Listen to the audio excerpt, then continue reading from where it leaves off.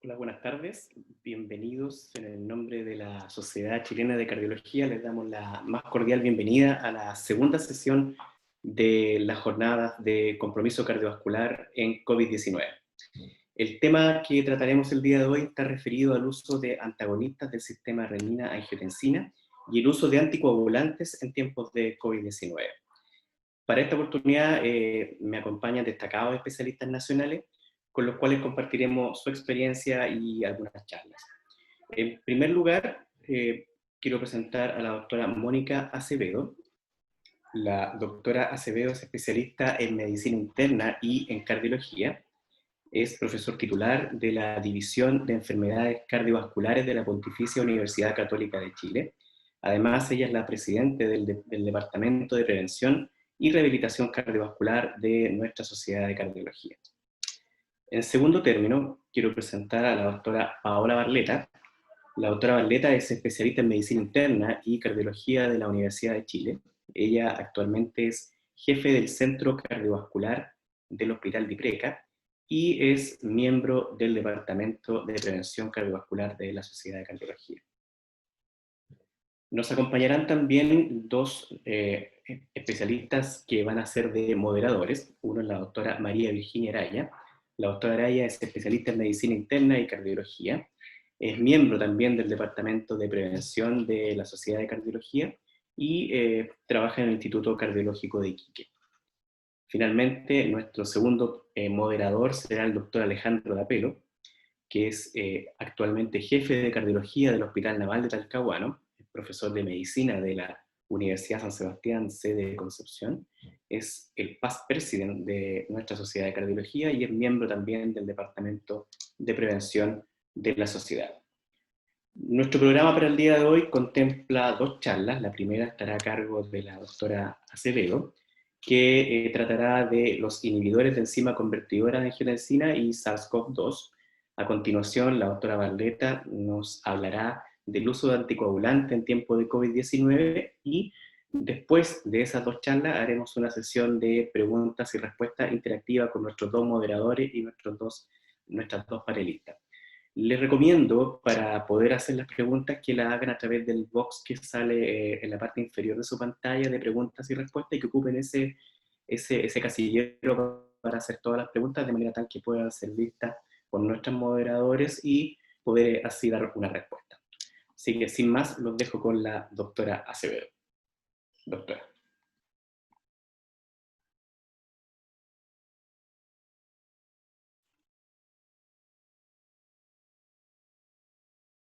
Bueno, muchas gracias. La primera charla, como ya dijo Carlos, va a ser SARS-CoV-2 y bloqueadores del sistema renina-angiotensina.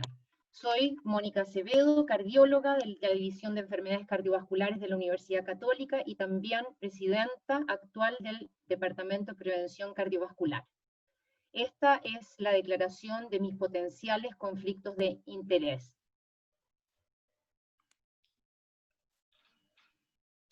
Bueno, y vamos a lo que nos convoca. Perdón, doctora, parece que no se está viendo la pantalla.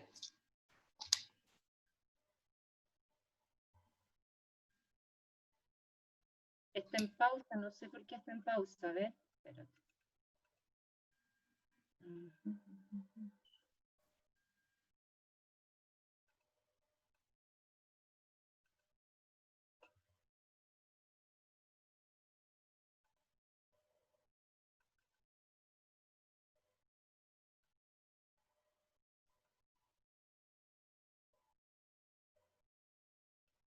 Me sale que está en pausa la pantalla y no, yo no la he puesto en pausa.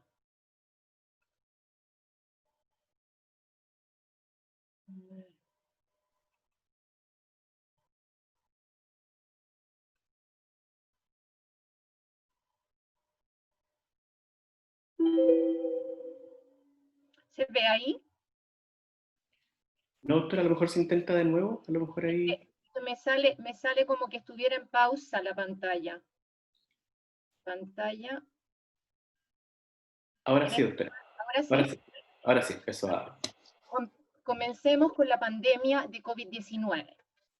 El Severe Acute Respiratory Syndrome Coronavirus 2 es el virus causante de la pandemia iniciada en Wuhan en diciembre del 2019. Hasta hoy van más de 12 millones de casos reportados en el mundo, con más de 600.000 muertes reportadas, de las cuales 10.000 o más de 10.000 ya pertenecen a nuestro país. Aquí ustedes pueden ver que los principales factores de riesgo para tener infección por COVID-19 son pertenecer a la tercera y cuarta edad, es decir, tener más de 60, 70 años, tener antecedentes de enfermedad cardiovascular, ser hipertenso, más del 50% de los pacientes hospitalizados hoy día son hipertensos, ser diabéticos, más del 30% de los pacientes hospitalizados hoy día son diabéticos, ser obesos, o tener síndrome metabólico, esta agregación de factores cardiometabólicos que es la antesala a la diabetes, tener insuficiencia renal crónica, ser hombre, más riesgo que ser mujer, sobre todo en hombres mayores de 60 años, y tener cardiopatía coronaria. Pero, ¿por qué estamos hablando de bloqueadores del sistema renina-angiotensina-aldosterona si estamos hablando de una infección que fundamentalmente va a atacar al pulmón? Y la razón es porque el COVID causa el SARS-CoV-2 utilizando el sistema renina-angiotensina para la infección celular. Y se ha producido un tremendo interés en determinar el efecto clínico neto de los bloqueantes del sistema renina-angiotensina, es decir, de los inhibidores de la ECA, de los ARA2 y de los antagonistas del receptor mineralocorticoide. ¿Y qué pasó? En pocas semanas después que empezó la pandemia, la comunidad fue de la preocupación extrema por usar bloqueadores del sistema renina-angiotensina, llamando a todos los cardiólogos a que, por favor, suspender esta droga, y pasaron de ahí al optimismo de potenciales beneficios del bloqueo del sistema renina-angiotensina, más allá de la presión arterial o de la función cardiovascular. Pero para entender un poco por qué estamos preocupados del sistema renina-angiotensina en la infección por COVID, es necesario entender mejor el sistema renina-angiotensina, del cual yo misma me di cuenta que sabía bastante poco hasta que empecé a preparar esta charla. A ver, primero, la angiotensina 2 y sus efectos. La angiotensina 2 es el producto final del sistema renina-angiotensina. Y la angiotensina 2 es la que se une al receptor de angiotensina 2 tipo 1, llamado AT1. La angiotensina 2 se encuentra presente en el corazón, en los pulmones, en los vasos sanguíneos, en los riñones y en las suprarrenales.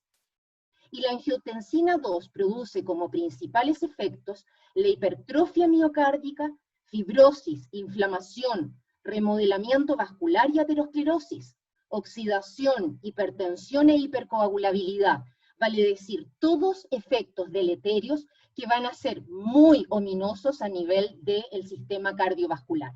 Acá tenemos el sistema renina, como ustedes ven, y angiotensina, convierte la renina, la angiotensina, el angiotensinógeno en angiotensina 1, y después la ACE o ECA convierte la angiotensina 1 en angiotensina 2.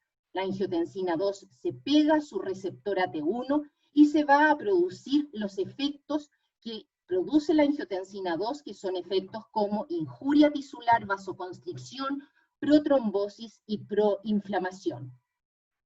Pero, ¿qué pasa ahora con la parte menos conocida del sistema renina-angiotensina? Y es en la parte donde actúa la ACE o AC2, que es la enzima convertidora de angiotensina 2. La AC2 o ECA2 está presente en los pulmones, en el corazón, en vasos sanguíneos, en riñones, en los intestinos, y es una potente moduladora del sistema renina-angiotensina. La AC2 reduce los efectos adversos de la angiotensina 2 porque la degrada y además limita el potencial deleterio de la angiotensina 2 en sus efectores. La AC2 está ubicada en la membrana celular y tiene un solo sitio catalítico, al cual se va a pegar la angiotensina 2 y se va a producir la conversión de angiotensina 2 en angiotensina 1,7.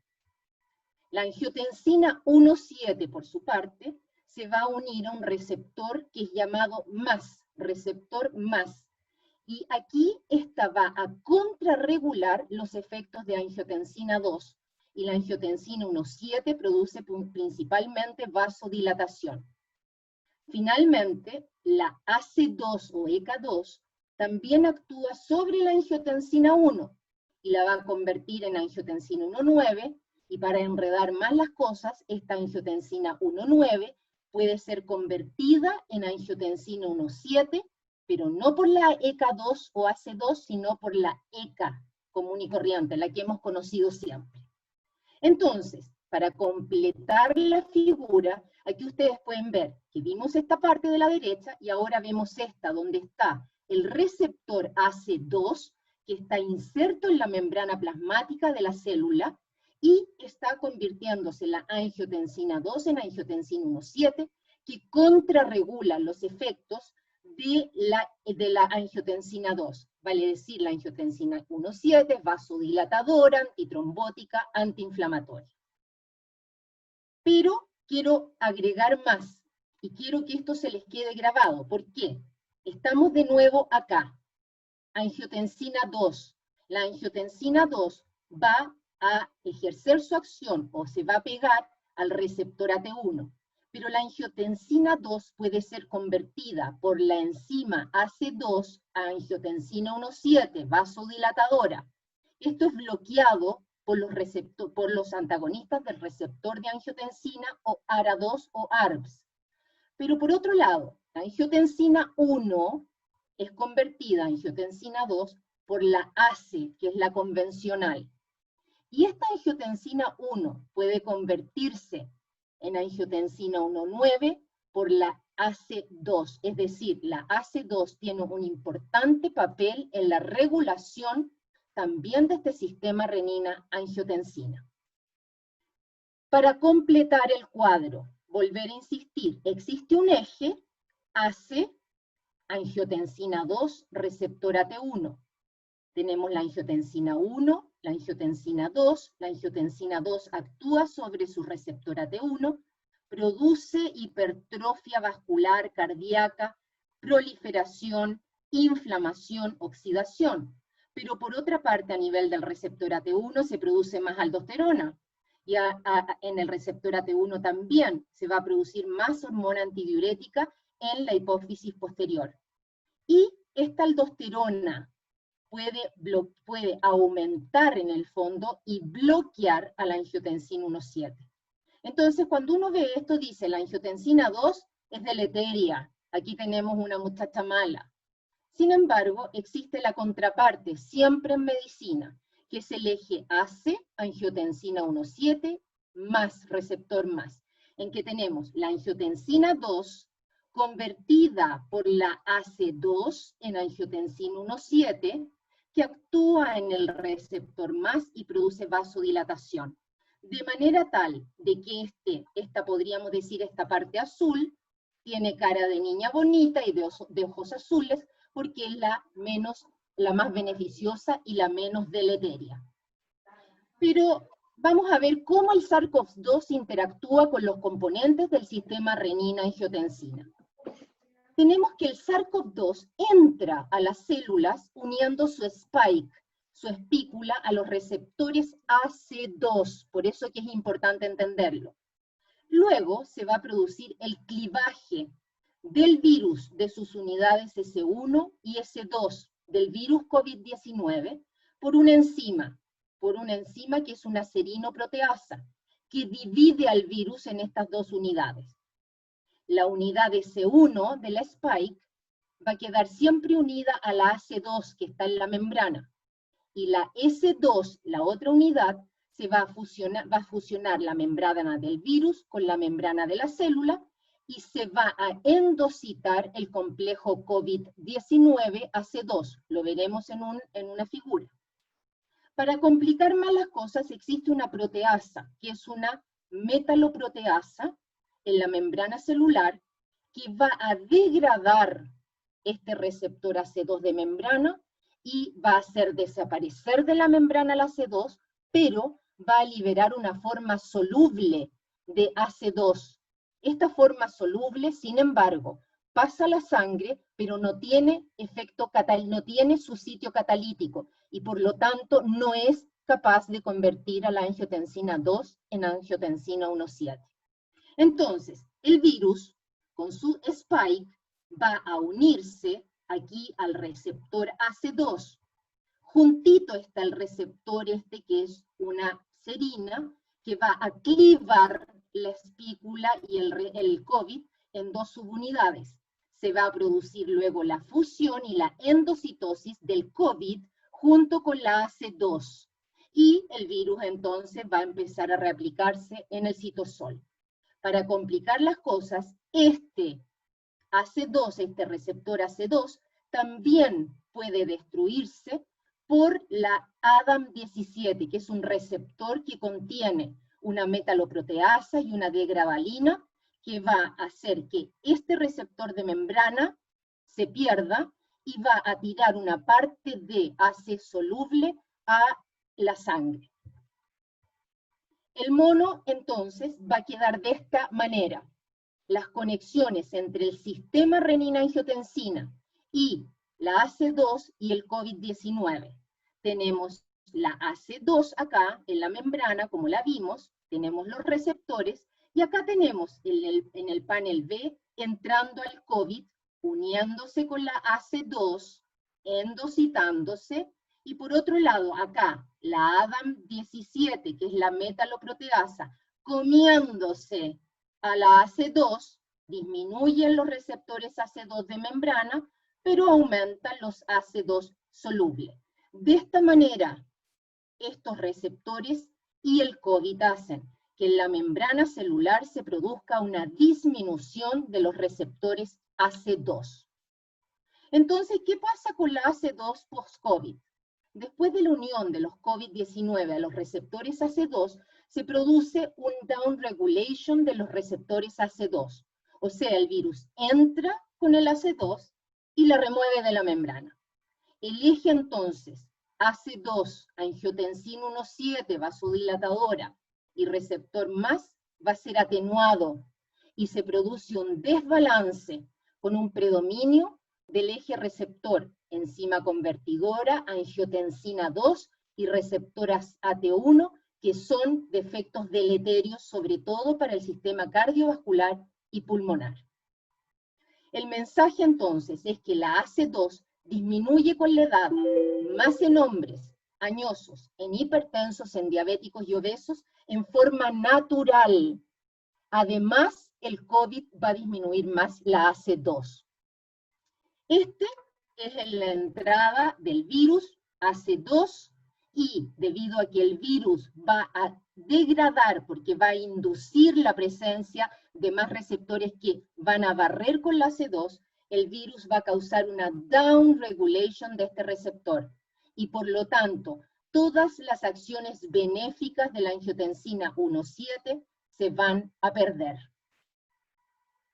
¿Cuáles son las implicancias de la downregulation de la AC2? Varios estudios han demostrado que la downregulation del receptor AT2, por donde entra el COVID, produce lesiones inflamatorias severas, engrosamiento alveolar, edema, infiltrados inflamatorios y hemorragia, todo mediado por angiotensina 2. Se ha demostrado que incluso sola la spike, la espícula del virus, SARS-CoV-2, puede por sí sola causar injuria pulmonar. Asimismo, la AC2, esta enzima de membrana, está sobreexpresada en forma natural en los neumocitos tipo 2 productores de surfactantes y progenitores de los neumocitos tipo 1, de manera tal de que si el COVID down regula, o sea, regula hacia abajo la AC2 de la membrana, vamos a tener menos neumocitos tipo 2 y vamos a tener menos surfactante, y por lo tanto ustedes ya están viendo las membranas hialinas de lo que se produce en el síndrome respiratorio agudo que produce el COVID. Entonces hoy día, ¿cuál es la hipótesis más aceptada del impacto del downregulation de la AC2 por el COVID-19? Es que en presencia de una AC ya reducida, porque esto se da en hombres añosos, obesos, con hipertensión arterial o enfermedad cardiovascular, se habla de un fenotipo de bajo riesgo. Este fenotipo de bajo riesgo se va a encontrar el COVID con una membrana celular del huésped que tiene muchos receptores AC2. Y como tiene muchos receptores AC2, vamos a tener que cuando llegue la angiotensina 2, se va a ver contrarrestada y degradada para producir angiotensina 1,7, de manera tal de que la angio 2, que ha sido producida por la angiotensina 1, va a quedar en el fondo contrarrestada con la angiotensina 1,7, y esto es lo que pasa en personas normales, sanas, que no tienen ningún problema vascular, y en el fondo la persona con COVID que no va a tener tantas alteraciones y tanta gravedad en su cuadro. Sin embargo, existe un patrón, un fenotipo de alto riesgo, que son acá los pacientes que van a ser los obesos, los hombres añosos, hipertensos. Y aquí el COVID se va a encontrar que ya estos obesos, añosos, hipertensos tienen muy poco AC2 en su membrana, de manera tal de que la angiotensina 2 que es producida va a encontrarse con pocos AC2 y por lo tanto se va a producir poca angiotensina 1,7 y va a predominar la angiotensina 2 con sus efectos deleterios de inflamación, trombosis, vasoconstricción, hipertrofia vascular y todos los efectos deleterios que conocemos de la angiotensina 2. Entonces la pregunta es, bueno, ¿y ahora qué impacto tendrían los inhibidores del sistema renina-angiotensina en la infección por SARS-CoV-2? Bueno, por la prevalencia de hipertensión en pacientes con COVID-19 graves, algunos investigadores alertaron de un eventual riesgo en el uso de bloqueadores de enzima convertidora y ARA2. Los bloqueadores del sistema renina-angiotensina, dijeron, podrían aumentar hacia arriba la expresión de esta enzima en la membrana y por lo tanto, más enzima van a facilitar la entrada del COVID y podrían hacer que la infección fuera más grave. Pero en animales se ha demostrado que el uso crónico de los bloqueadores del sistema renina-angiotensina tienen efectos inconsistentes, vale decir, en animales hay muchos que van a tener sobreexpresión de la AC2, pero en otros no se producen cambios. En humanos, sin embargo, expuestos a bloqueo del sistema renina-angiotensina, hasta el momento no se han demostrado niveles más altos, o sea, sobreexpresión del receptor AC2 en la membrana. ¿Qué ha pasado con los estudios con bloqueadores del sistema renina-angiotensina, es decir, con los IECA y los ARA2? Ha pasado esto, que la mayoría de los estudios son estudios retrospectivos, estudios caso control, muchos en China, algunos en Italia y algunos en Estados Unidos. Veamos algunos. Un estudio chino retrospectivo con más de 1000 pacientes hospitalizados demostró que el uso de inhibidores de enzima de conversión o ARA2 se asoció con menos mortalidad por cualquier causa, o sea, bien para los bloqueadores del sistema renina. Otro estudio caso control en 6000 pacientes italianos del doctor Giuseppe Mancia, es este artículo, consideró la gravedad dependiendo si los pacientes estaban con inhibidores de ECA o ARA2 y demostró que los ARA2 y los IECA no tenían asociación con outcomes fatales en COVID. Y finalmente, el estudio más grande, que es de la doctora Harmony Reynolds, demostró en más de 12.000 pacientes COVID, reportó que no había interacción entre distintos antihipertensivos, incluyendo IECAS y ARA2, y el riesgo de infección por COVID. Vale decir, la mayoría de la evidencia, pero en estudios no randomizados, sino retrospectivos, estaría apoyando al bloqueo del sistema renina-angiotensina. Entonces el mensaje es, no se ha demostrado que el bloqueo del sistema renina-angiotensina provoque una infección COVID más grave o más muerte. En conclusión, hoy día, el COVID-19 entra a la célula usando el receptor de angiotensina 2 que se llama ECA2. La unión del COVID, perdón, es del receptor AC2, unión del COVID al AC2 produce una down regulation de este receptor AC2 de membrana. Experimentalmente, no se ha demostrado en humanos que el bloqueo del sistema renina-angiotensina produzca una upregulation de los receptores AC2 en membrana. ¿Cuáles son las disyuntivas hoy día? Si el bloqueo del sistema renina-angiotensina, si la upregulation, mayor expresión de AC2, ¿qué podría significar? Podría ser deleteria, si se produjera que damos un IECA y se produce upregulation, podría ser deleteria. ¿Por qué? Porque van a aumentar los receptores AC2 en membrana, o sea, van a haber más en el fondo receptores para recibir a COVID. Pero podría también, por el otro lado, ser beneficiosa. Mientras más receptores AC2 tengamos en la membrana, va a convertir a la angiotensina 2 en angiotensina 1,7. Y esta angiotensina 1,7 va a ser el contraefecto de la angiotensina 2, que es la que provoca el desastre en el SARS-CoV-2. ¿Qué pasa con el down regulation ahora de la ACE por COVID? Esta down regulation se puede producir por COVID, pero también se puede producir en adultos mayores, en que va disminuyendo este receptor AC2, en obesos y en hombres añosos. Y esto podría significar que sea algo deleterio, malo. ¿Por qué? Porque si yo tengo más receptores AC2, voy a tener en el fondo predominio de angio 2 y menos angiotensina 1,7. Por lo tanto, va a predominar la angiotensina 2. Pero también el tener más receptores de ACE podría ser beneficiosa. ¿Por qué? Perdón, tener menos receptores de ACE podría ser beneficiosa, porque si tengo menos receptores AC2 en la membrana, voy a tener menos sitios de unión para el COVID-19. De manera tal de que en una frase, señores, esto continuará. Y esto continuará porque hoy todas las guías recomiendan que en infección por COVID-19 se mantengan los bloqueadores de enzima convertidores, los bloqueadores del sistema renina-angiotensina, hasta que la evidencia sea categórica, sea esta evidencia de beneficio o de riesgo para aquellos pacientes que están tomando un bloqueador del sistema renina-angiotensina. Muchas gracias.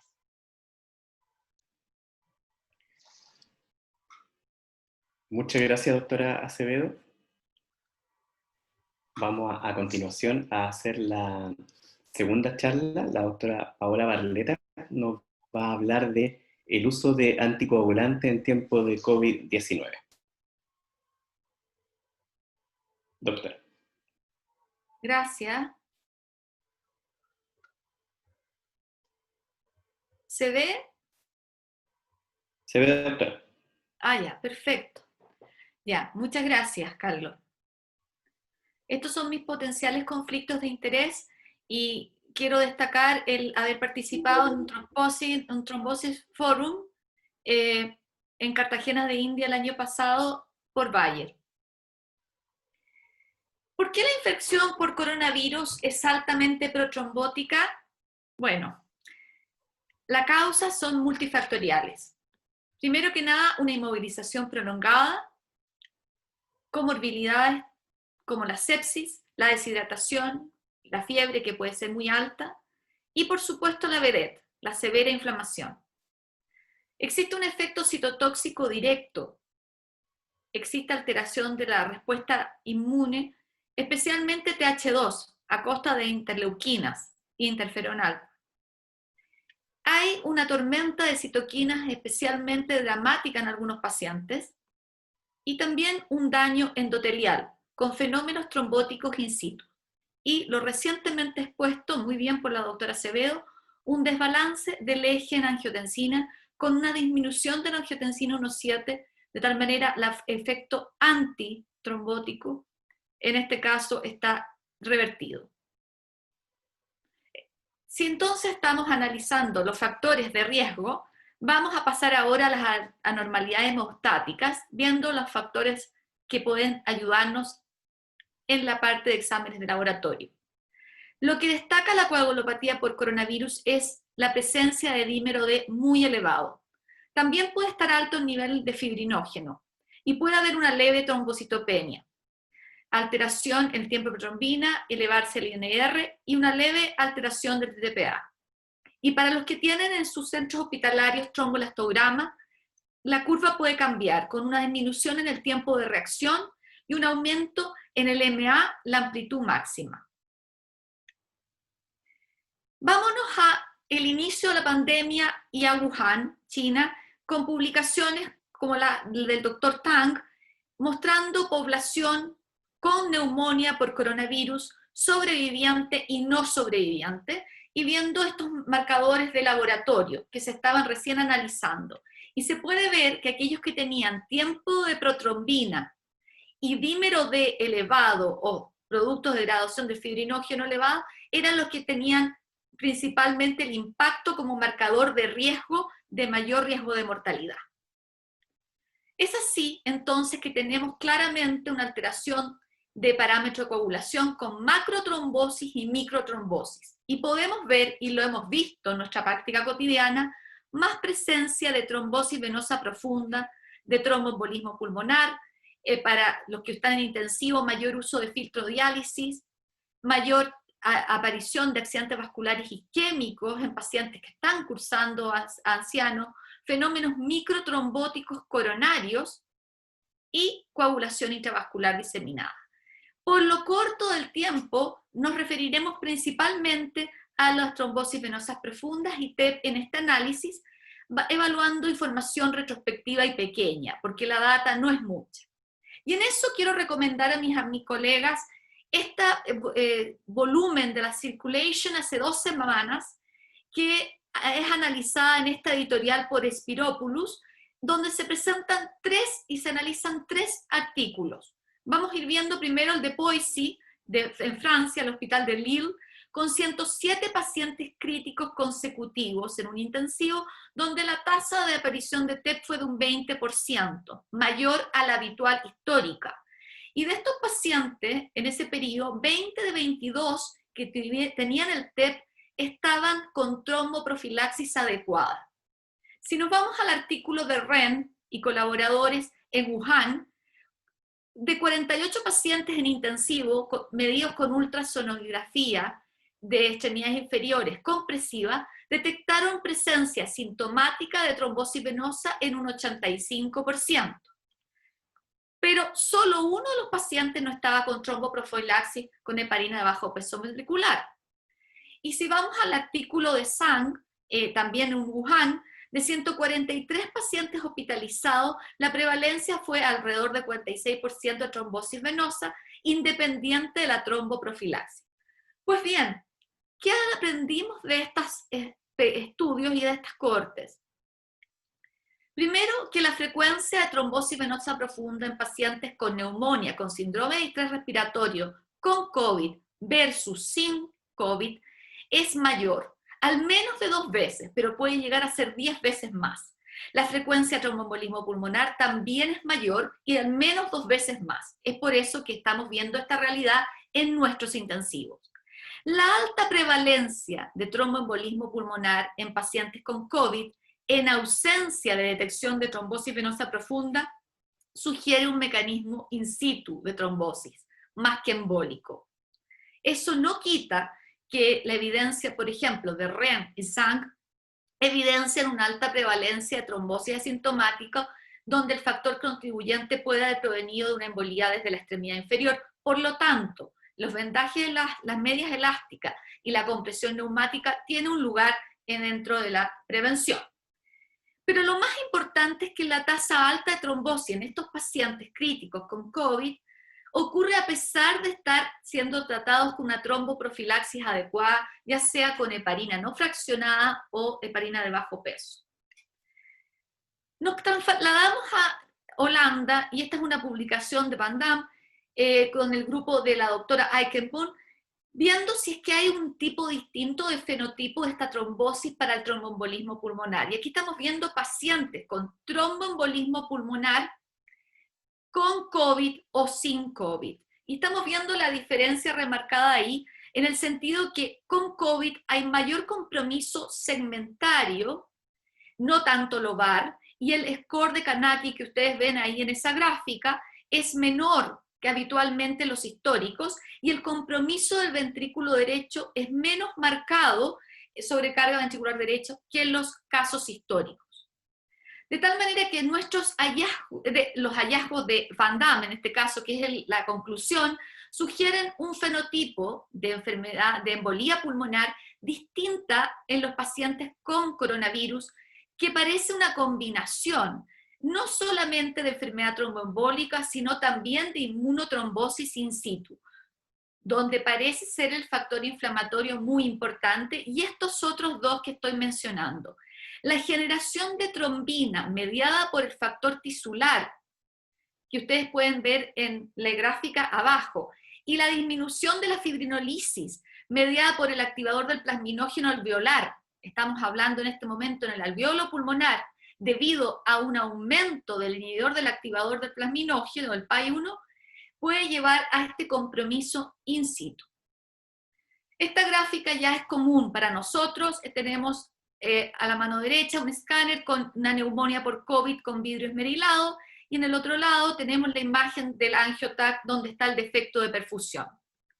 Y si nos vamos ahora, nos trasladamos al Reino Unido, la publicación del Dr. White en el King's College, mostrando su información sobre pacientes con embolía pulmonar o no embolía pulmonar en un periodo con COVID.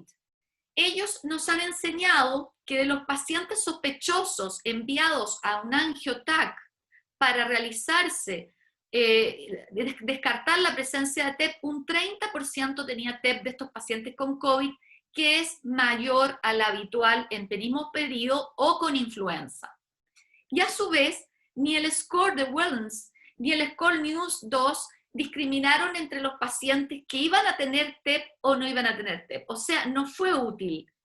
En cambio, sí, por supuesto, la clínica de aquel paciente que tuviera síntomas o signos de trombosis venosa profunda, pero dentro del laboratorio el dímero D, siendo que tiene que estar elevado, es mucho más elevado en este tipo de paciente, y a su vez la PCR.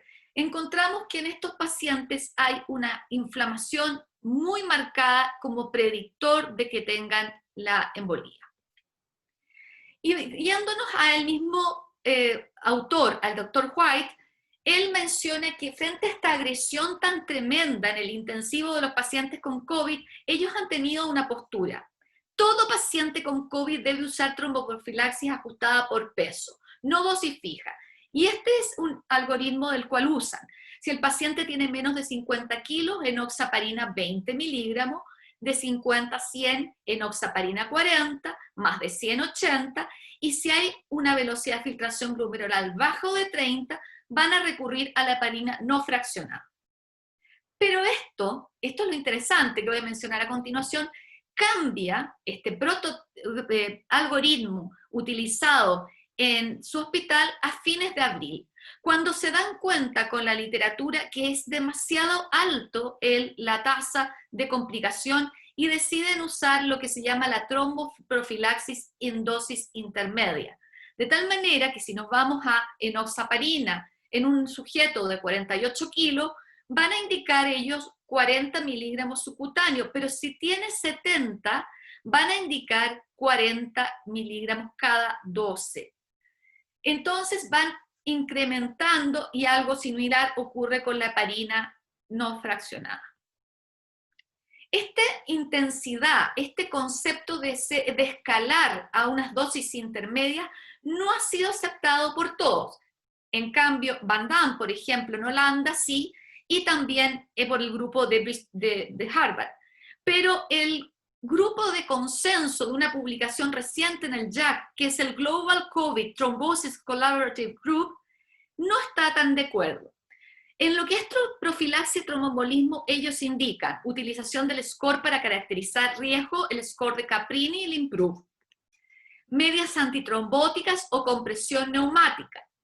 Y por supuesto, todo paciente con dosis de anticoagulante preventivo, ya sea heparina no fraccionada 2 veces al día o heparina de bajo peso molecular 1 dosis al día. Pero quiero hablar de un concepto ahora y pasar al concepto de la tromboprofilaxis extendida. Esto es un concepto cuando yo doy alta a un paciente y quiero saber si va a correr un riesgo y voy a extenderlo de 2 semanas a un poco más. Vamos a usar la utilización SCORE para categorizar riesgo, que se usa en nuestro centro, y por supuesto estar muy consciente de la historia de cáncer o de movilidad muy reducida. El dímero D sería bueno medirlo, si es más de 2 veces el valor normal alto, con bajo riesgo de sangrado, no va a hacer tender a prescribirlo. Y considerar por lo menos hasta 45 días y no menos de 15 días esta terapia de tromboprofilaxis. Y aquí vamos a recurrir a heparinas de bajo peso molecular o DOAC. Y marco ahí rivaroxaban porque en este paper de recomendación de consenso hay literatura. Y la literatura solamente habla de trabajos randomizados con betrixaban o rivaroxaban utilizados para trombofilaxis extendida. Hablando de esto, ven ustedes esta gráfica que es de una publicación de Amin de hace 8 años atrás, pero mostrando una realidad. Siempre que estamos con un intensivo, un paciente que es dado de alta, especialmente después de una infección severa respiratoria, va a tener mayor riesgo de tener trombosis venosa al alta, especialmente, que ustedes ven en la gráfica, los primeros 30 días post-alta. O sea, puede ser incluso mayor post-alta que dentro del hospital. De tal manera que este concepto de dar extensión ya venía. Y para ello han habido publicaciones, como la publicación de Cohen el año 2013, con rivaroxaban versus enoxaparina, que se llama el estudio Magellan, donde el usar rivaroxaban versus enoxaparina, que no era extendida, tuvo un mejor beneficio en fenómenos embólicos. Sin embargo, a costa de un poquitito más de sangrado.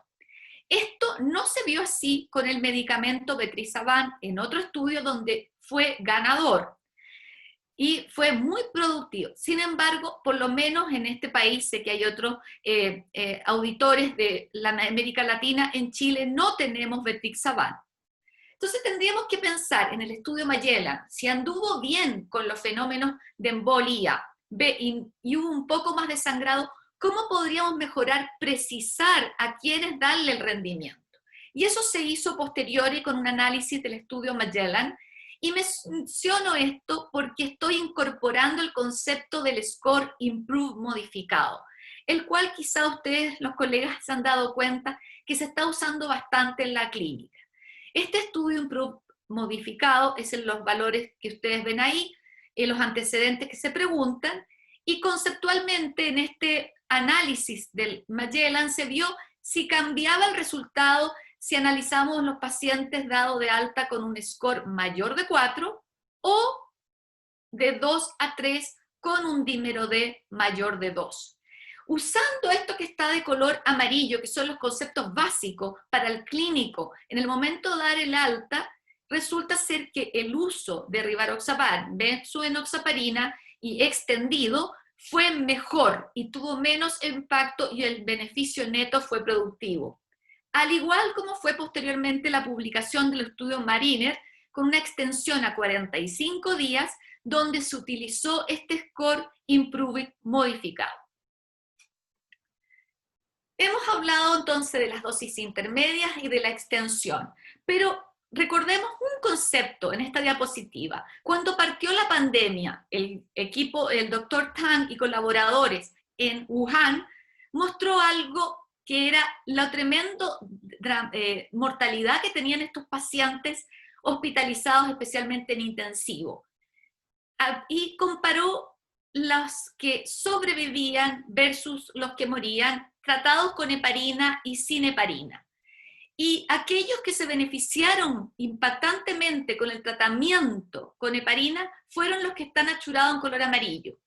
Un score que se usa en intensivo, que es el score de coagulopatía asociado a sepsis, es realmente más de 4, muy mal pronóstico, y lo otro, un dímero D sobre 6, mal pronóstico. Entonces, el tratar a los pacientes con heparina hacía la diferencia de una mejor sobrevida. Lo mismo se observa por parte del grupo de Fuster en el Mount Sinai, en Nueva York, publicando un análisis de un mes de más de 2.000 sujetos con COVID en este hospital, y en la gráfica B se ve aquellos con ventilación mecánica más grave, cómo el darle anticoagulante versus no dar tratamiento con anticoagulante mostró una diferencia importante en sobrevida.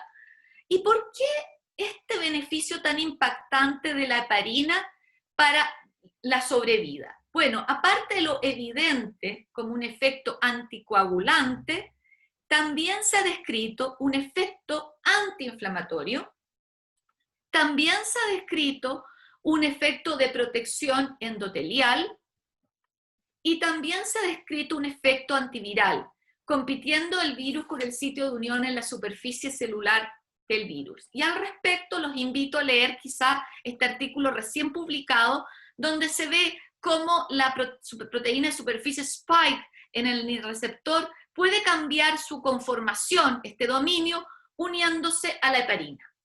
Sea como sea, el daño del órgano blanco se puede disminuir gracias al uso de esta terapia. Y ahora vamos a hablar muy brevemente, por el corto tiempo, del corazón y presentarles solo una diapositiva de una publicación reciente en el JACC del Dr. Chaudhry, mostrando la realidad de aquellos pacientes que llegan con síndrome coronario agudo con supradesnivel del ST y que tienen COVID.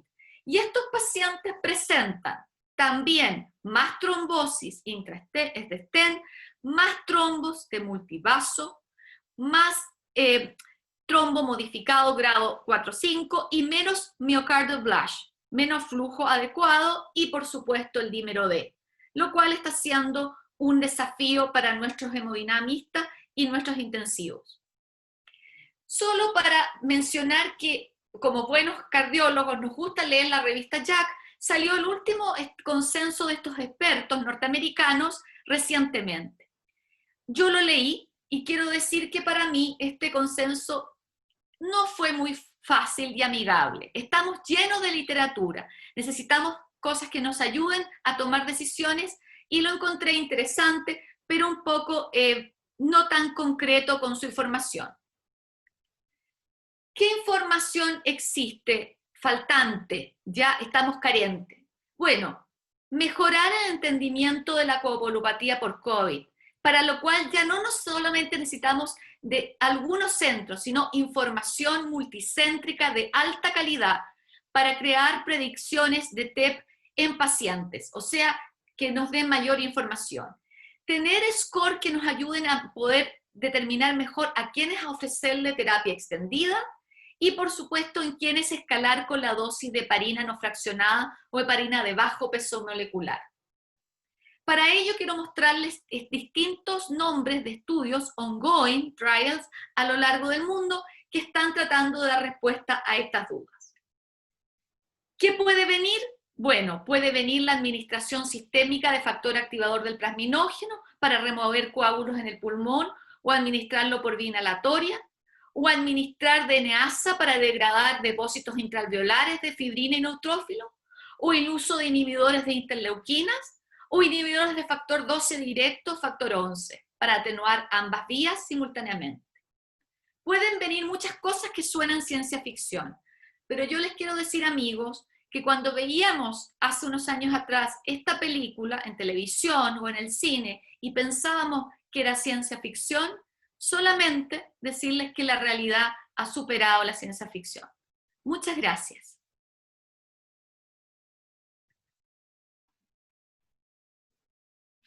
Muchas gracias, doctora Barleta. Excelente charla. A continuación, voy a dejar con usted a nuestros dos moderadores, la doctora María Virginia Araya y el doctor Alejandro D'Apelo, quienes conducirán la sesión de preguntas y respuestas que ustedes han hecho en el chat. Doctores. Claro. Bueno, la primera pregunta va a ser dirigida... ¿Se escucha bien? ¿Se escucha bien?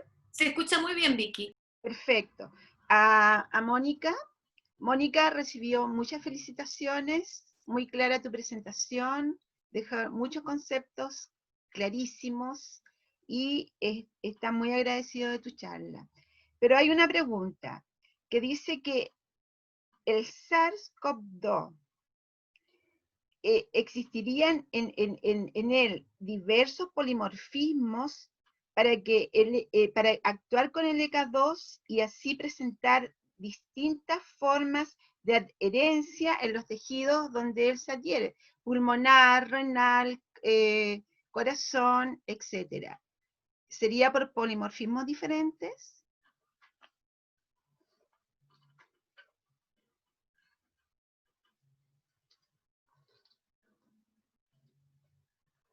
Existen muchos polimorfismos diferentes y existen distintos tipos de coronavirus. Es importante decir que el coronavirus, el coronavirus tradicional, el que produjo la pandemia del 2003, se comporta en forma muy semejante al que produjo la pandemia ahora y también al que produjo el MERS, que fue en China o Japón, ¿ya? De manera tal de que esa es una pregunta, que se están haciendo investigadores, pero existe algo que es importante, que acá no es tanto el polimorfismo que pueda tener el virus, sino que la enzima convertidora, la AC2, es demasiado importante para la entrada de cualquiera de los tipos de virus, de coronavirus de estas familias, ¿ya?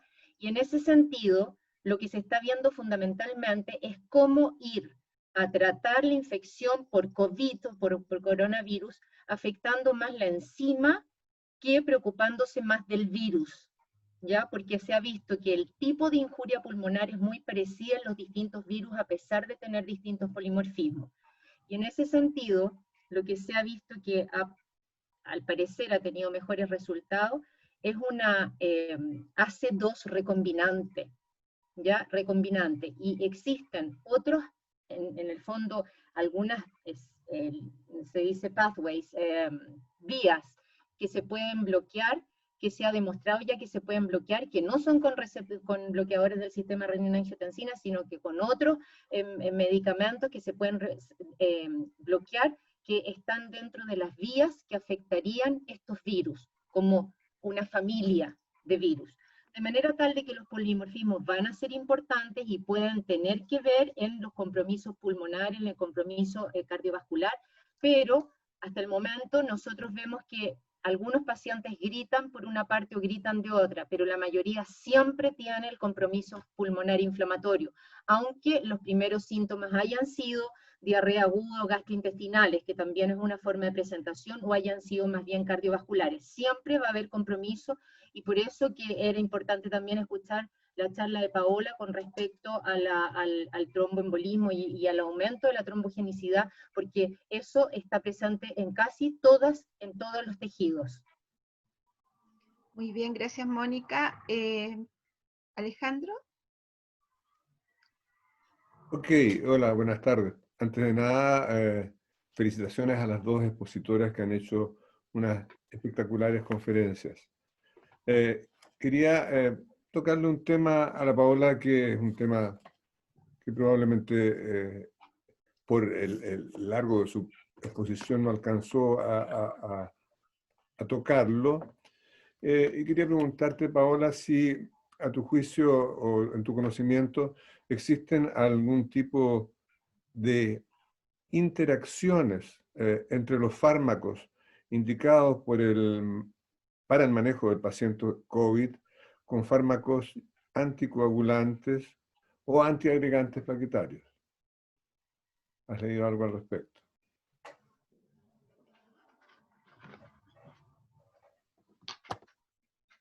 No se está escuchando. Tu micrófono, Paola. Sí, perdona. Algo salía de esto en este consenso del JAC, que yo dije que era un poco largo, y sale como parecido cuando tú lees las guías de los DOAC, que salen muchos medicamentos y si hay que cambiar las dosis y todo. En este consenso se decía que los antivirales, que estuvieron muy en boga, podían producir alteraciones. Por ejemplo, el lopinavir, ritonavir, esa asociación que ahora ya no está tan promovida, podía tener efectos, los antivitamina K, ya el neocintrón, para nosotros importante, y podía tener efectos sobre los antiplaquetarios. Y eso era importante, por ejemplo, si teníamos un infartado y estuviéramos usando clopidogrel o ticagrelor, podía alterar la dosis. Pero ya ahora que no está tan utilizado y no recomendado, no lo vería. La acitromicina parecía que también tenía como antibiótico un poquito de efecto sobre los antivitamina K, pero cuando están hospitalizados, realmente uno está usando más que nada heparina, heparina de bajo peso o heparina no fraccionada. Por lo tanto, no es tan importante estas interacciones. Bien, Paola, te felicito a ti, clarísima tu exposición. Y una segunda pregunta para Mónica. Dice, ¿qué pasa con los antagonistas de aldosterona y el SARS-CoV-2? Bueno, con respecto a antagonistas de aldosterona, no existen tantos estudios como los que existen para bloqueadores de enzima convertidora y ARA2. Sin embargo, como mostré en la figura, cuando se activa el receptor AT1 por angiotensina 2, se produce un aumento en la producción de aldosterona. Y por lo tanto, si nosotros bloqueamos la aldosterona, también vamos a bloquear una hormona que está produciendo una activación también y está aumentando de alguna manera el eje, de manera tal de que los bloqueadores de aldosterona se supone que debieran tener también alguna acción. Sin embargo, los más importantes van a ser los antagonistas del receptor de angiotensina 2. Como digo, no existen muchos estudios que se estén haciendo ni con espironolactona ni con epleronona en estos momentos. La mayoría está usando inhibidores ARA2 y IECA. E incluso, que también es importante, también en aquellos que tienen una contraindicación por algún motivo de tomar un IECA, un ARA2, se está postulando usar inhibidores de la renina, como en el fondo nosotros en realidad ya no los estamos usando, pero sería alguna alternativa en este tipo de pacientes. De manera tal de que en el fondo son los estudios que vienen. ¿Ya? Algo importante es que nosotros muchas veces no sabemos cómo son estas vías, que son las vías como más de angiotensina 1,7, angiotensina 1,9, que van a ir a vasodilatar. Y en estos momentos han adquirido una relevancia tremenda, y por eso es que va a ser muy importante, pero muy importante, conocer esta otra vía, de manera tal de entender cómo se está produciendo este fenómeno en que este virus llegó para quedarse. De manera tal de que esa sería mi respuesta, que no existe todavía el suficiente conocimiento con respecto a los mRNA, los MRA, o sea, los antagonistas del receptor. Bien, para seguir con nuestra dinámica, Alejandro, pregunta de Paola. Bueno, vamos alternando las preguntas para las dos expositoras para que sea un poquito más variado y ameno. Tengo aquí una pregunta, porque hay muchísimas preguntas, ¿eh? Entonces voy a darle prioridad al panel más que las que tengo yo programadas. Una que viene del doctor Milton Alcaíno, que se refiere que en el artículo de Fuster hubo que balancear sangramiento versus beneficio, aunque el beneficio fue mayor. Sin embargo, en pacientes con compromiso respiratorio, aún sin ventilación, sería partidaria de dejar anticoagulación en dosis plena. Si yo sería partidaria, Sí. Mira, la verdad es que después de leerlo, no necesariamente, ¿ya? Yo mostré, el impacto es mucho mayor en esos pacientes con ventilación y lo que dice Milton es totalmente lo correcto, pero después de leer a los expertos, ¿ya? Me di cuenta que lo que está categóricamente el grupo cambiando, y hay disímiles opiniones, pero dentro de expertos, es lo de dosis intermedia, ser un poquito más agresivo en el manejo de tromboprofilaxis intermedio, pero en relación a tratar como que yo tuviera un TEP, algo así, en el sentido con dosis terapéutica, no si no tengo la garantía y la seguridad de que tengo un tromboembolismo. Ahora, si yo tengo un paciente grave, de usar terapia intermedia, yo me siento más representada con ese perfil de ser más agresivo. Me gustó la terapia intermedia. No sé si ahí le respondí, porque aquí tenemos 3 perfiles: la tromboprofilaxis, que es casi en todo, la intermedia y la dosis ya de terapéutica, propiamente tal. Y la dosis terapéutica me parece que tenemos que tener certeza de que tenemos un TEP o una alta sugerencia de que tenemos un TEP o una trombosis venosa profunda. Bien, para seguir con nuestra dinámica, hay una pregunta de los asistentes que dice a Mónica. Entonces, si el COVID produce una down regulation del AC2, ¿no sería beneficioso mantener los IECA o ARA2, ya que habría más angiotensina 2 disponible? Por eso que dije, o sea, ¿qué es lo importante? Que todavía esto nada se ha comprobado, sino que los estudios están pendientes, y por eso que yo puse que esto continuará y que puede ser deleterio o beneficioso. ¿Para dónde están poniéndose más los dados para el que va a ser beneficioso? En el sentido, como lo acaba de decir, si se produce una down regulation, o sea, tenemos menos receptores AC2 en membrana, eso puede ser beneficioso porque va a haber menos receptores que van a recibir al COVID-2. Pero por otra parte, si hay menos receptores AC2, también en el fondo va a haber menos conversión de angiotensina 2 en angiotensina 1,7. Por eso que hay que, en el fondo, tener bien en la cabeza cómo funciona esta balanza, en que tiene que ser una balanza en que estén todos los mecanismos deleterios de angiotensina 2 contrarrestados por los efectos de la angiotensina 1,7, y por eso que puse el diablo y un angelito de manera tal de que se pudiera ver más claro, ¿ya? Hoy día lo que se supone es que favorecer a la AC2 en la membrana sería lo mejor. ¿Por qué? Por lo que dije, los viejos, los obesos, los hombres, los con enfermedad cardiovascular, los diabéticos, tienen menos AC2 en sus membranas, tienen menos AC2. Y eso facilitaría probablemente un dominio de la angiotensina 2, que es la que va a llevar a los efectos deleterios a nivel pulmonar y también a nivel cardiovascular.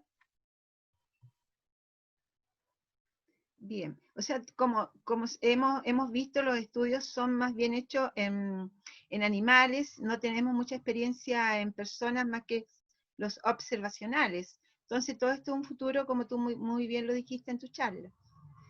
La siguiente pregunta a Paola Alejandro, por favor. Ya. Ahora, bueno, hay muchas preguntas. Esto como que resume varias inquietudes comunes, digamos. Hacen los auditores que quieren esta respuesta. Si existe una diferenciación según la gravedad del tipo de paciente que se hospitaliza. Es decir, a lo que a ellos se refieren en el sentido, si es que se hacen los mismos exámenes a un paciente que está hospitalizado en UCI o un paciente que está hospitalizado en sala. Y si es que el manejo de estos pacientes referido a su gravedad de evolución es también disímil en unos con otros. O sea, yo puedo decir un poco lo que he visto en la práctica cotidiana en mi centro. Cuando los pacientes llegan, se le hace un panel COVID, ¿ya? Donde tú puedes analizar independiente, porque el paciente puede estar muy febril y tener marcador inflamatorio no tan alterado, y puede verse, tenemos que saber un poquito con otros marcadores. Entonces está la ferritina, el LDLH que te piden en algunas cosas, y por supuesto la parte de coagulación que predomina, pruebas de coagulación clásica, pero el dímero D. En ese contexto, tú ya vas evaluando cómo está el paciente y viendo si necesitas estarlo pidiendo más seguido o no. Habitualmente, en la mayoría de los pacientes que están más tranquilos, ¿cierto?, tú no estás repitiendo los exámenes constantemente. Repite los exámenes que están alterados y se van pudiendo hacer cada 3 días. Estoy hablando de un lugar donde existen los medios para hacerlo. Y cuando ya el paciente requiere de un intensivo predominantemente por falla respiratoria, pero también pudiera haber otra condición, shock, sepsis, etc., ahí es lógico que se van pidiendo más frecuentemente.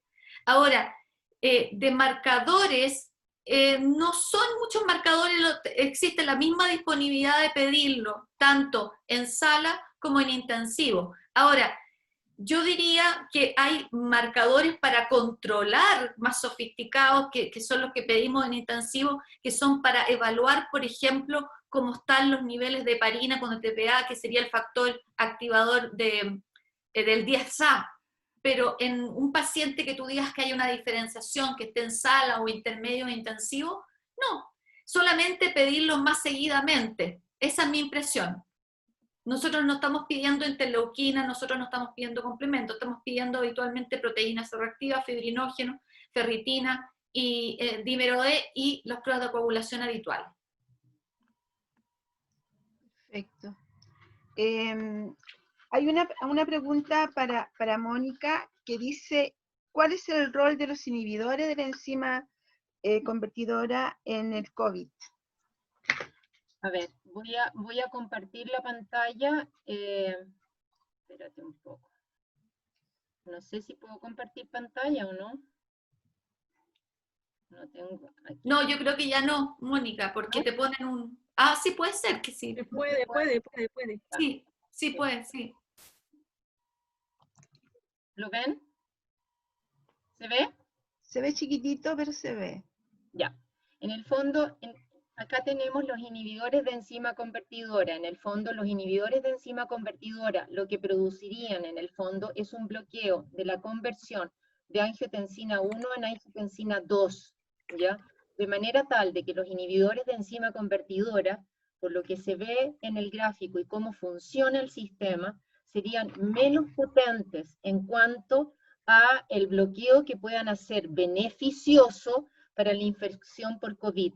¿Por qué? Porque el gran problema es que en la angiotensina 1 es que la AC2 actúa solo sobre angiotensina 1 para convertirla a angiotensina 1,9 y de ahí en el fondo se puede convertir en angiotensina 1,7, pero el problema es que la AC2 es mucho más potente, 400 veces más potente que angiotensina 1, la AC2, más potente para activar a la angiotensina 2, la AC2, para en el fondo actuar sobre la angiotensina 2 que sobre la angiotensina 1. Entonces, ese es el gran problema, que la AC2 va muy pegada con la angiotensina 2, más que con la angiotensina 1. Y por eso que los inhibidores de enzima de conversión se piensan que van a tener menos beneficios en cuanto a la infección por COVID-2, por esta mucho mayor afinidad de la AC2 por la angiotensina 2 que por la angiotensina 1. Y aquí lo que se trata es tratar de contrarrestar todo el aumento de angiotensina 2 con sus efectos deleterios y posteriormente con esta tormenta también de citoquinas en que también angiotensina 2 está involucrada. Perfecto. Muchas gracias, Mónica. La siguiente pregunta, Alejandro.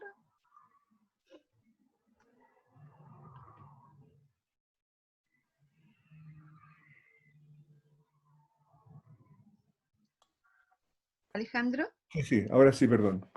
Hay otra pregunta aquí en relación al dímero D elevado, productos inflamatorios elevados, pacientes conectados a ventilación mecánica, con síndrome de distrés respiratorio agudo asociado.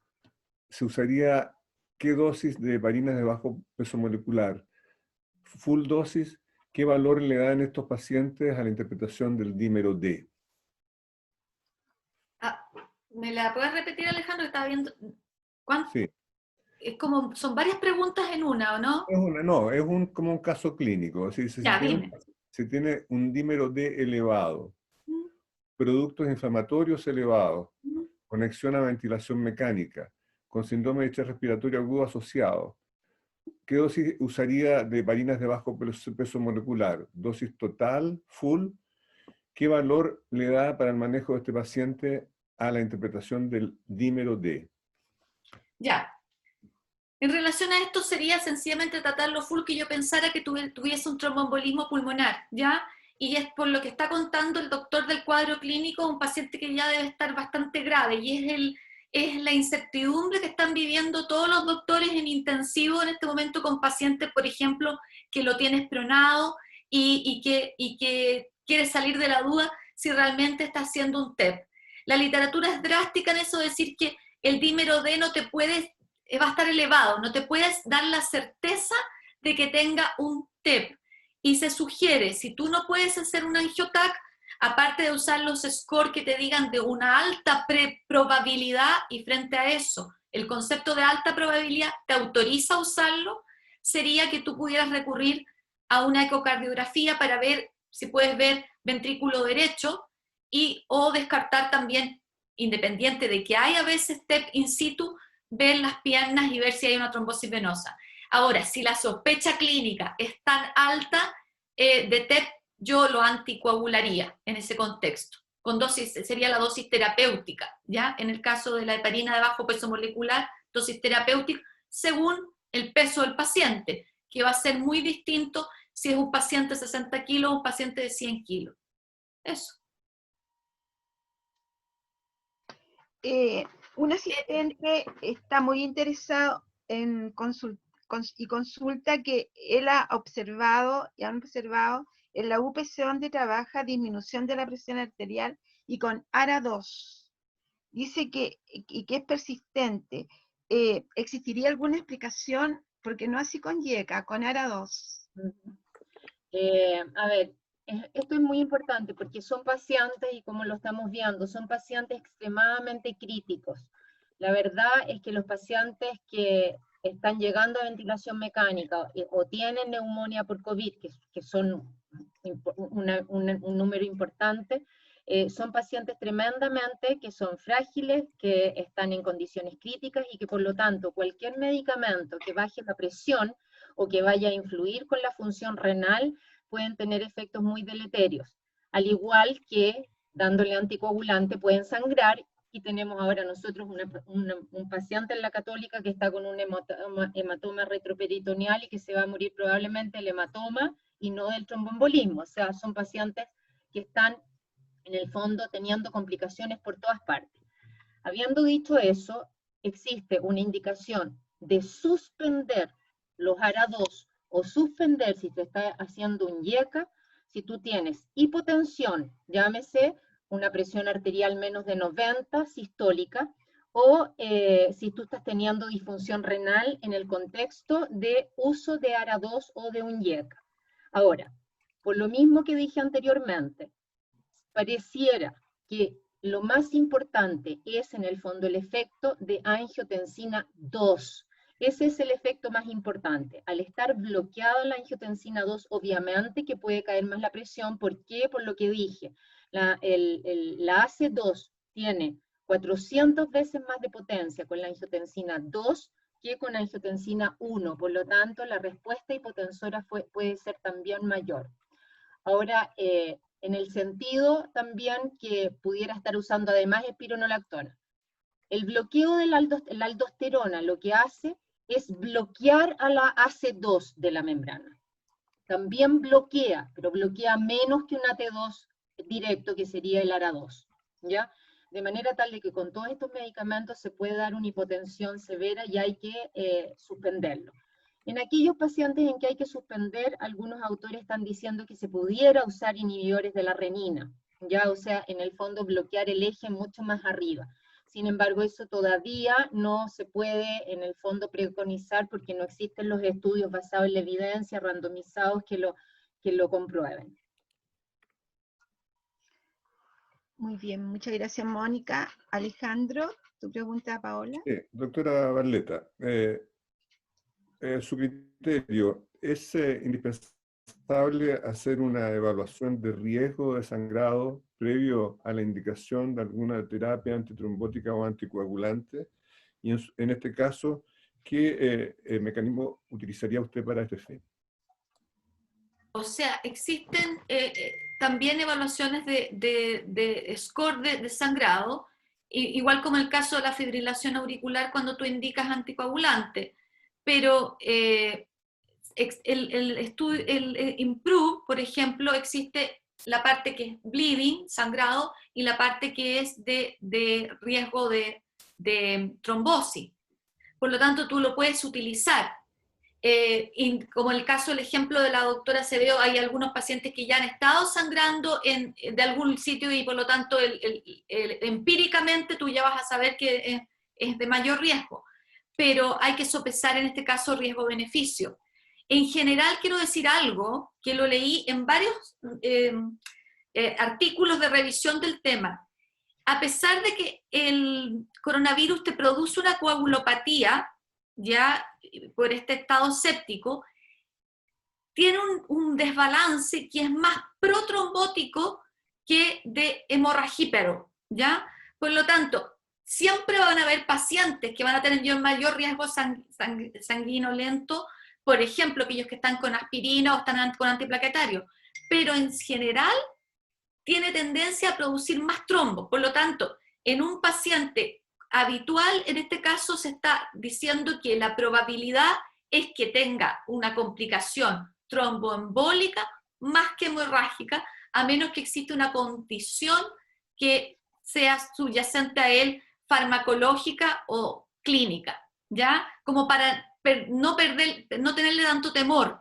Y es por lo mismo en general en que no está dentro de las guías como estar constantemente, aparte del criterio clínico, el sangrado. Oye, Alejandro, disculpa, hay hartas preguntas acá, yo las estoy respondiendo in situ. ¿Ya? Pero ¿sabes qué pasa, Paola? Que ya me dice que vamos a cerrar y que hagamos la última pregunta y se terminaría el seminario.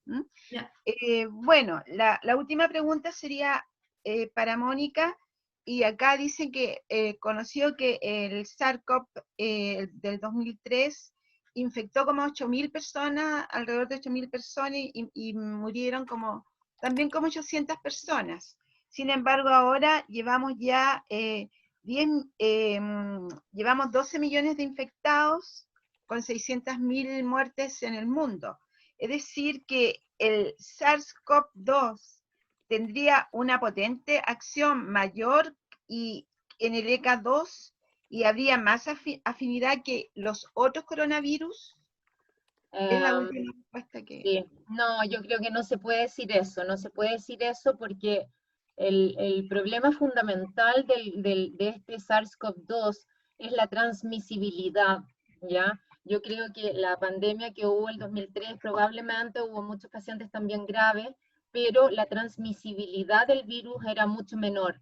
Y es por eso que le dijeron en el fondo que piensan que esta ha sido una pandemia que ha causado estragos, que es por la transmisibilidad del virus más que por un efecto que sea mucho más intenso en la AC2, de manera tal de que yo no me atrevería a especular en ese sentido. Muchas gracias, Mónica. El doctor Fernández va a despedir el seminario. Le falta una pregunta a la Paola, yo creo. Hágala, doctor. Le hacemos una última pregunta.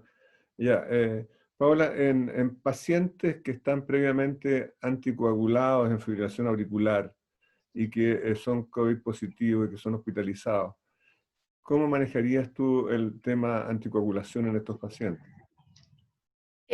Bueno, primero que nada, qué buena la pregunta. O sea, si tú tienes un paciente que por algún motivo usa, pongámonos el caso, tengo una FA crónica, soy hospitalizado, pero tengo un cuadro de COVID y puedo tener una neumonía que no sea grave, no hay por qué suspender y alterar el tratamiento del paciente, ¿ya? Ahora, si el paciente pasa un curso complicado, en ese momento es mejor usar anticoagulante parenteral, ¿ya?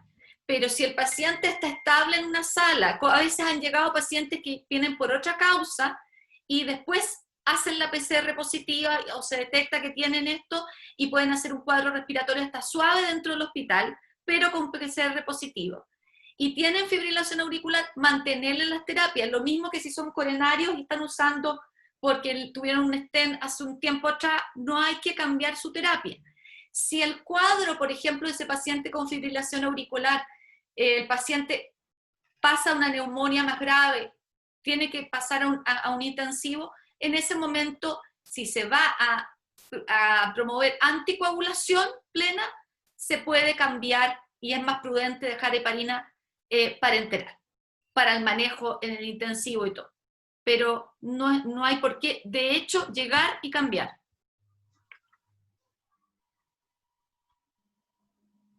No sé. Perfecto, muchas gracias, doctora. Quiero darle las gracias a los 4 panelistas, la doctora Acevedo, la doctora Barleta, la doctora Araya y el doctor Dapelo.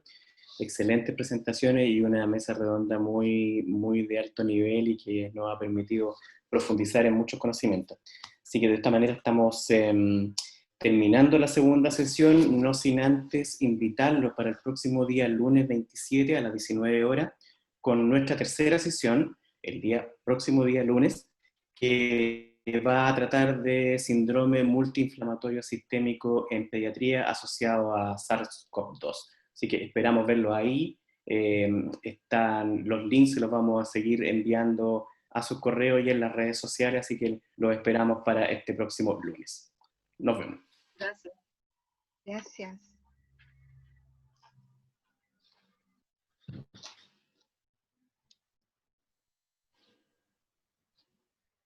Chao. Chao, chao Paola, chao Mónica, chao Alejandro.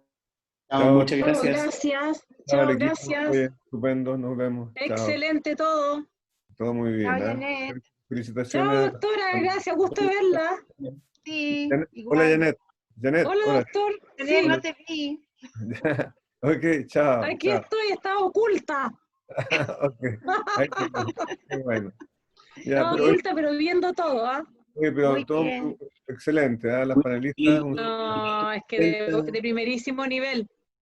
550 asistentes. Así que 550. muy bien. 550, sí.